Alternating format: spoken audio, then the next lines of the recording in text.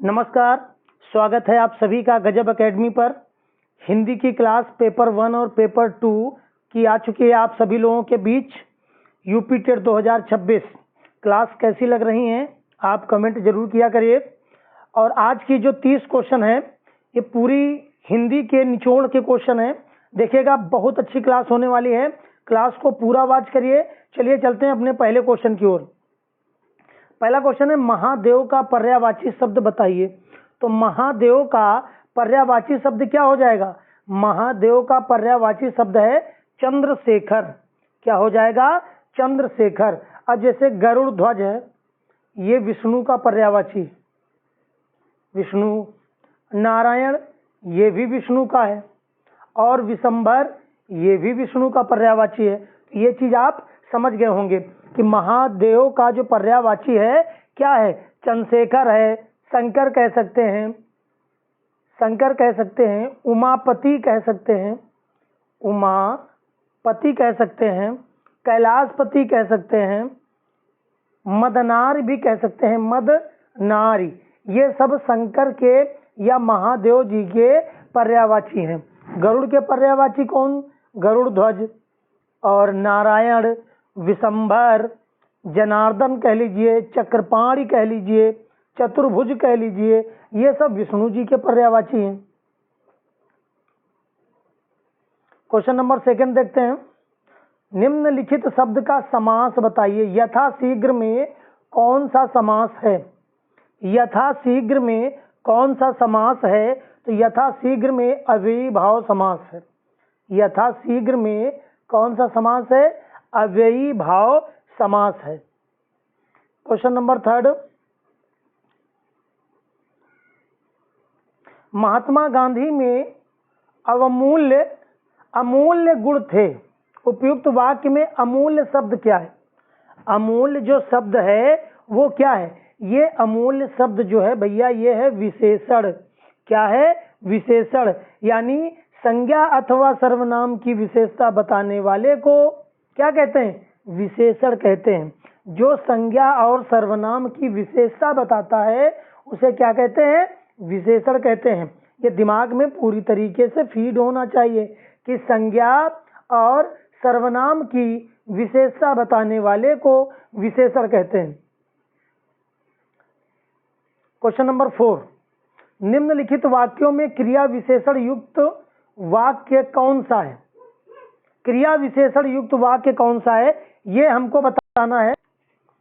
मैं कल नहीं जाऊंगा, यह फूल सुंदर हैं, हवा धीरे धीरे बह रही है, आज हम स्कूल जाएंगे। तो इसका सही जवाब क्या हो जाएगा? यानी विशेषण युक्त वाक्य हो जाएगा हवा धीरे धीरे बह रही है। हवा धीरे धीरे बह रही है। यानी जिस शब्द से क्रिया विशेषण या दूसरे क्रिया विशेषण की विशेषता प्रकट होती है वहां पर क्रिया विशेषण होता है। आप समझ गए होंगे। इसके बाद क्वेश्चन नंबर 5 देखिए। निम्नलिखित में योग रूढ़ शब्द को बताइए कौन सा है? योग रूढ़ शब्द। तो योग रूढ़ शब्द जो है वो है चक्रपाणी। क्या है? चक्रपाणी। यानी जिसके हाथ में चक्र हो। क्या लिखेंगे? जिसके हाथ में चक्र हो उसे क्या कहते हैं? चक्रपाणी कहते हैं। चक्रपाणी यानी चक्र का मतलब होता है सुदर्शन, सुदर्शन चक्र। और जो पाणी होता है इसका अर्थ होता है हाथ। यानी जिसके हाथ में सुदर्शन चक्र होता है उसे क्या कहते हैं? चक्रपाणी कहते हैं। तो योग रूढ़ शब्द हो गया आपका चक्रपाणी हो गया, लंबोदर हो गया, पंकज हो गया।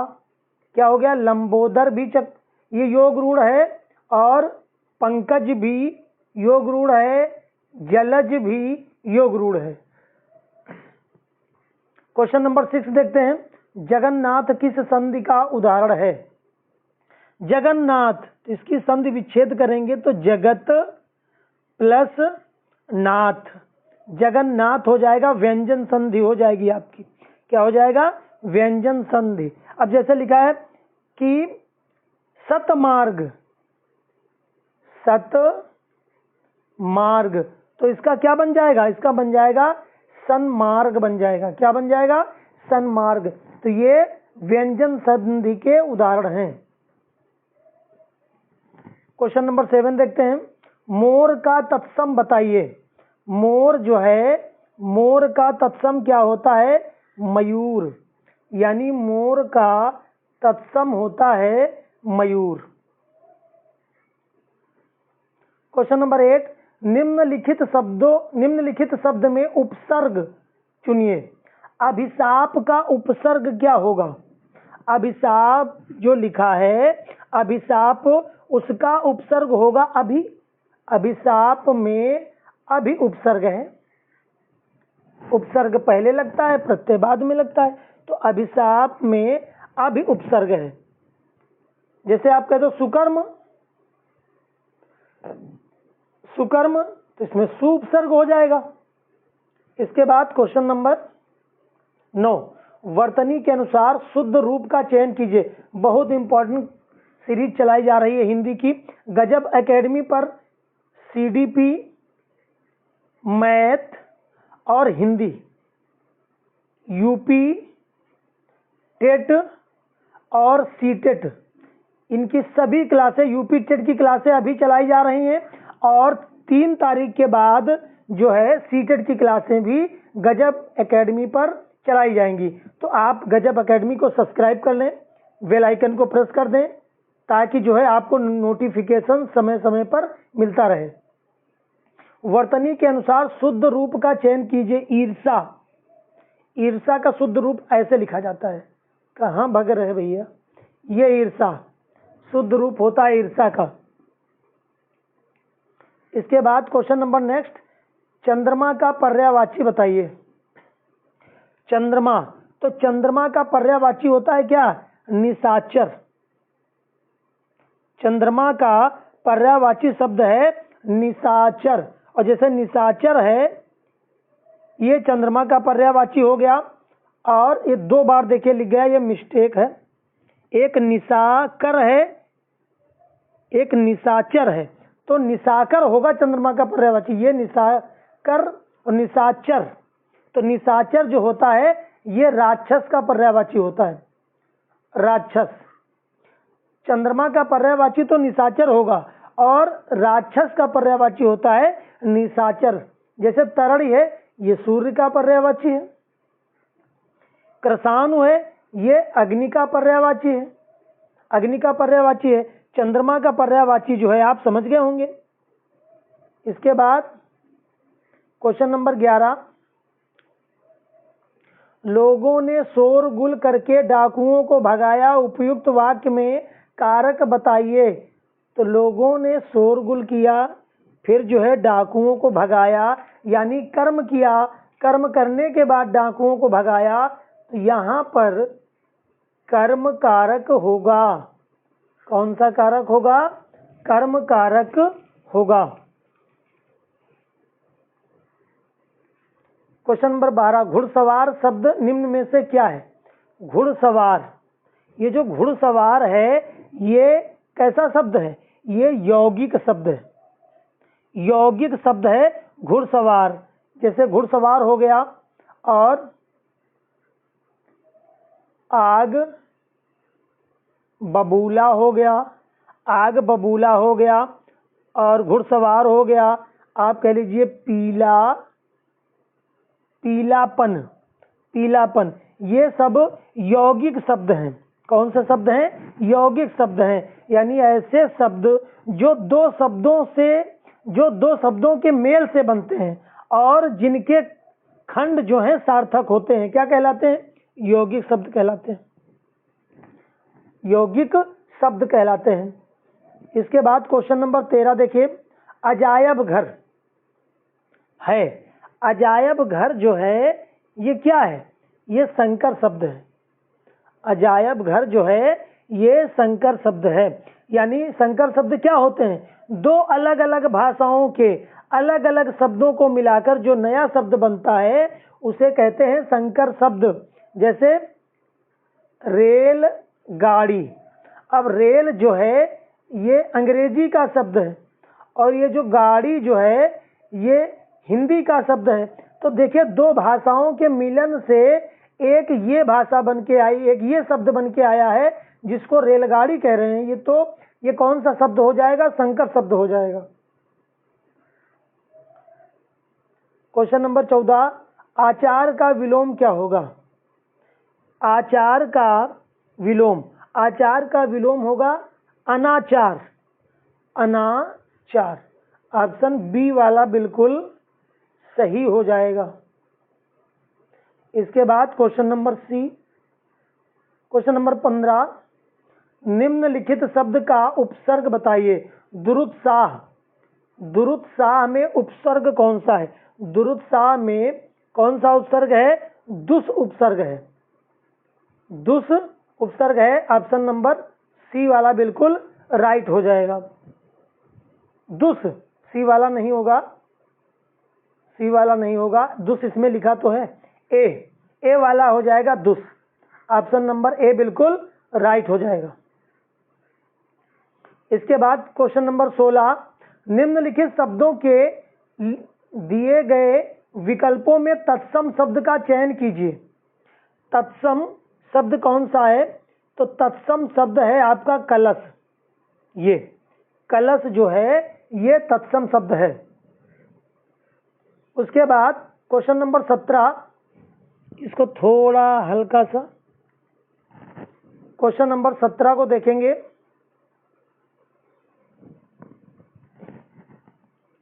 ये 17 नंबर क्या कह रहा है? निम्नलिखित वाक्यों में से शुद्ध रूप चुनिए। क्या है? हमारी सौभाग्यवती कन्या का विवाह होने जा रहा है। क्या ये शुद्ध है? या हमारी आयुष्मती कन्या का विवाह होने जा रहा है, या फिर हमारी सौभाग्यवती कन्या का विवाह होने जा रहा है, या हमारी आयुष्मती कन्या की विवाह होने जा रहा है? तो इसका सही जवाब हो जाएगा हमारी आयुष्मती कन्या का विवाह होने जा रहा है। ऑप्शन नंबर बी बिल्कुल सही हो जाएगा। इसके बाद क्वेश्चन नंबर 18 देखते हैं। क्या है क्वेश्चन नंबर 18? निम्नलिखित शब्द का संधि विच्छेद क्या होगा? संधि विच्छेद बताना है कौन सा होगा? किसका? भानुदय का। तो भानुदय का भैया बनेगा भानु प्लस उदय, यानी उ प्लस उ बराबर बड़ा उ। तो यहाँ पर दीर्घ स्वर संधि हो जाएगी। कौन सी संधि हो जाएगी? दीर्घ। तो ऑप्शन हमारा कौन सा हो जाएगा? Bhanu plus Uday. Bhanu plus Uday option number A हमारा बिल्कुल राइट हो जाएगा। जैसे दीर्घ संधि का उदाहरण है कि आप कह सकते हो लघुर्मि। लघु प्लस उर्मी। लघु प्लस उर्मी क्या हो जाएगा? लघुर्मि हो जाएगा। क्वेश्चन नंबर 19 देखिए। क्वेश्चन नंबर 19 है, निम्नलिखित वाक्यों में से शुद्ध रूप कौन सा है? हमारे यहाँ नवयुवकों की शिक्षा का अच्छा प्रबंध है। बी वाला है हमारे यहाँ तरुण नवयुवकों की शिक्षा का अच्छा प्रबंध है। नंबर तीसरा है हमारे यहाँ नवयुवकों की शिक्षा की अच्छा प्रबंध है। और नंबर डी वाला हो जाएगा इसका कि हमारे यहाँ नवयुवकों की शिक्षा का अच्छा प्रबंध है। तो क्वेश्चन नंबर 19 का डी वाला बिल्कुल राइट हो जाएगा कि हमारे यहाँ नवयुवकों की शिक्षा का प्रबंध अच्छा है या अच्छा प्रबंध है। तो ऑप्शन नंबर डी बिल्कुल सही हो जाएगा। क्वेश्चन नंबर 20 देखते हैं क्या है। धन का पर्यायवाची जो शब्द नहीं है उसे बताइए। यानी इनमें से धन का पर्यायवाची कौन नहीं है? तो धन का पर्यायवाची देखिए आपका द्रव नहीं है।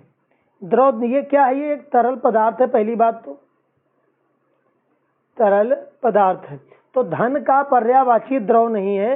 बाकी धन के पर्यायवाची द्रव्य भी हैं, संपदा भी है दौलत भी है, पैसा तो है ही है, वो तो पता ही है आपको। तो द्रव जो है ये तरल पदार्थ है, ये धन का पर्यायवाची नहीं है। क्वेश्चन नंबर 21, चौराहा कौन सा समास है? चौराहा जो है उसमें कौन सा समास है? चौराहा, चौराहा, चौराहा में कौन सा समास है?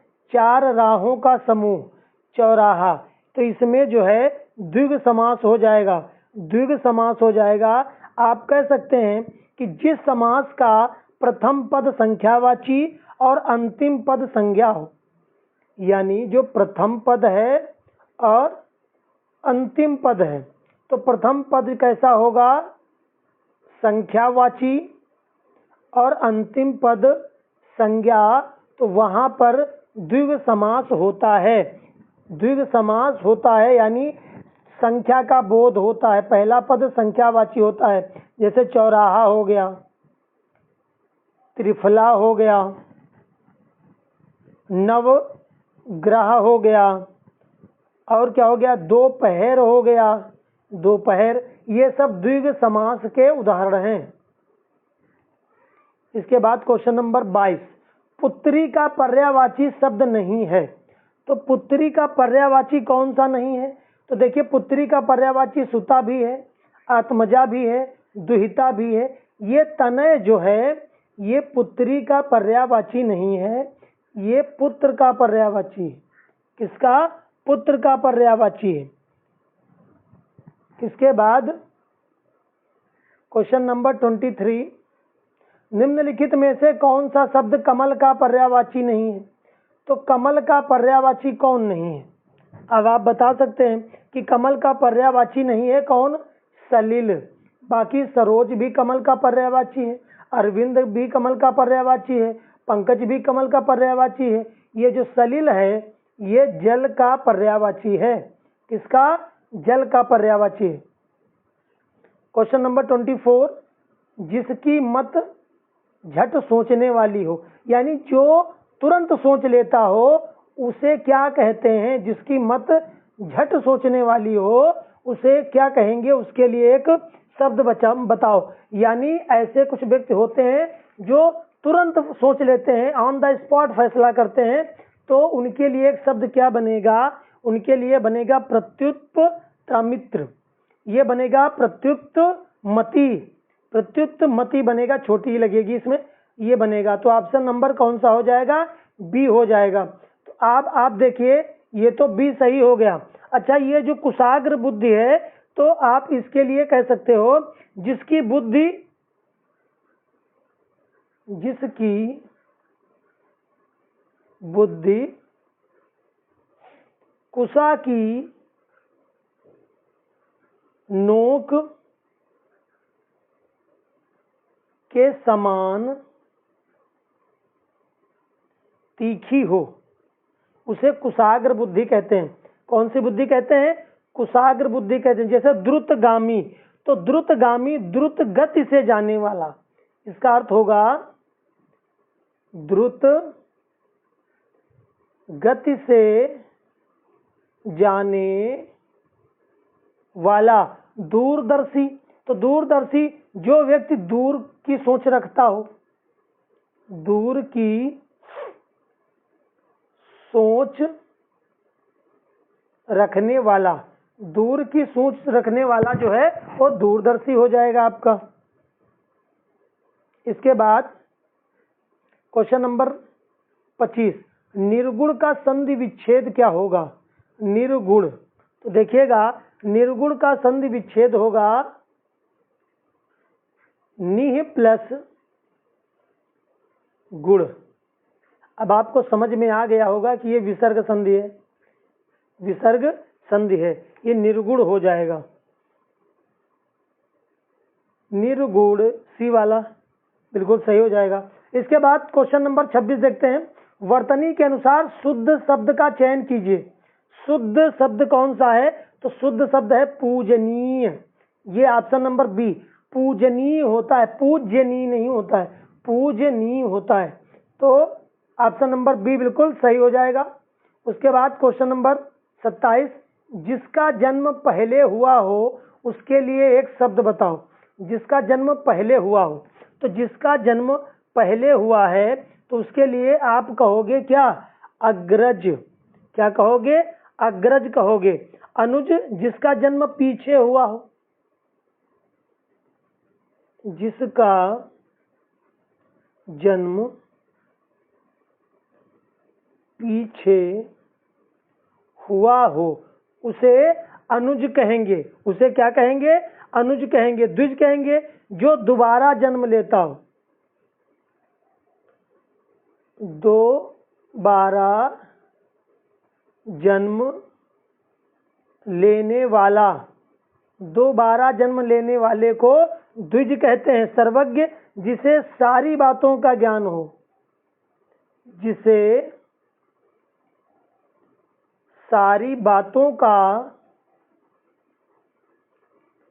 ज्ञान हो। तो अब आप समझ गए, जन्म यानी जिसका जन्म पहले हुआ हो उसे हम क्या कहेंगे? अग्रज कहेंगे। अनुज किसको कहेंगे? जिसका जन्म पीछे या बाद में हुआ हो। द्विज किसको कहेंगे? जिसका जन्म 2 बार हुआ हो। सर्वज्ञ वो होता है जिसको सब कुछ पता होता है, यानी उसे सारी बातों का ज्ञान होता है। तो आप ये देख रहे हैं कि एक क्वेश्चन से 4-4, 5-5 क्वेश्चन बन रहे हैं, इसलिए आप क्लास को ज्यादा से ज्यादा शेयर करिए और चैनल को सब्सक्राइब करिए। इसके बाद क्वेश्चन नंबर 28, वर्तनी के अनुसार शब्द का रूप चुनिए, यानी शुद्ध शब्द। शुद्ध शब्द जो है ये हमें बताना, शब्द का रूप कौन सा है? पुरस्कार। ऑप्शन नंबर डी बिल्कुल सही हो जाएगा। क्वेश्चन नंबर 29, निम्नलिखित शब्द का प्रत्यय बताइए। सजावट। सजावट में कौन सा प्रत्यय है? प्रत्यय पीछे लगता है, आवट। सजावट में आवट प्रत्यय हो जाएगा। जैसे आप कह सकते हो कसावट, कसावट, लिखावट, मिलावट, इनमें सब में जो है आवट, आवट प्रत्यय हो जाएगा। उपसर्ग आगे लगता है, प्रत्यय पीछे लगता है। क्वेश्चन नंबर लास्ट, लड़का पेड़ से गिरा, उपयुक्त वाक्य का कारक बताइए। कौन सा कारक है? लड़का जो है वो जो है कहाँ से गिर रहा है? पेड़ से गिर रहा है। तो लड़का जब पेड़ से गिर रहा है तो लड़के का अलगाव हो रहा है पेड़ से। तो जहां पर अलगाव होता है वहां पर अपादान कारक होता है, अपादान कारक होता है। तो ये 30 क्वेश्चनों की क्लास कैसी लगी आप कमेंट में बताइएगा।